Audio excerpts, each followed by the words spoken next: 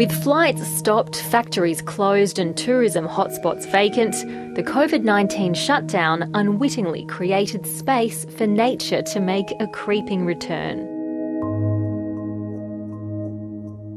Smog that had hung heavy over the Himalayas lifted. Our mountain range here now can be seen for the first time from Punjab.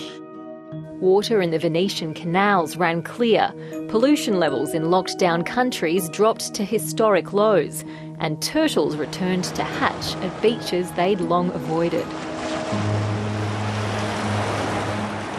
But it hasn't all been good news on the environmental front. Prioritising public health means sustainability has taken a backseat. The healthcare system, already notorious for its plastic waste, is churning through PPE. The World Health Organization estimates that 89 million medical masks are needed to respond to COVID-19 every month. And a study published in June found that masks in the natural environment quickly break down into microplastics. A month or so ago, there was the accident at sea with one of the container ships, lost whole containers of plastic masks. Now, that's not directly COVID's responsibility that accident happened, but again, it's just seeing that vast amount of waste that just washed up onto our beaches. And a lot of the reports were saying, don't worry, it's not hazardous material. And I'm like, hazardous to who? Across Australia, bans on single-use plastic have been put on hold or had their implementation delayed. Food outlets have been refusing cloth bags and reusable cups, despite experts insisting they can be used safely. All of that ground that we made in the reduction of single-use plastics was on a really good roll. It was a part of everyday conversation, and all of that has gone back, 5 years.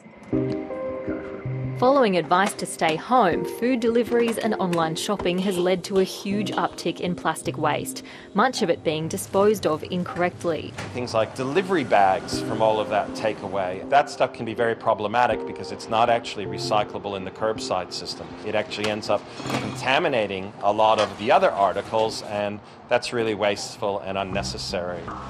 It's yet another problem for an industry that's been struggling to manage the country's waste. With India, China and Malaysia no longer accepting Australian recyclables, and in efforts to keep its COAG promise to stop exporting plastic, glass and paper waste by 2024, the federal and state governments have injected $190 million into onshore recycling. We employ about 50,000 people as an industry right now, but there's massive potential for that to grow if we can build the plants for recycling here, if we can make the recycled content products here, and most importantly, if we as consumers and we as governments go out there and buy recycled, not just put stuff in bins.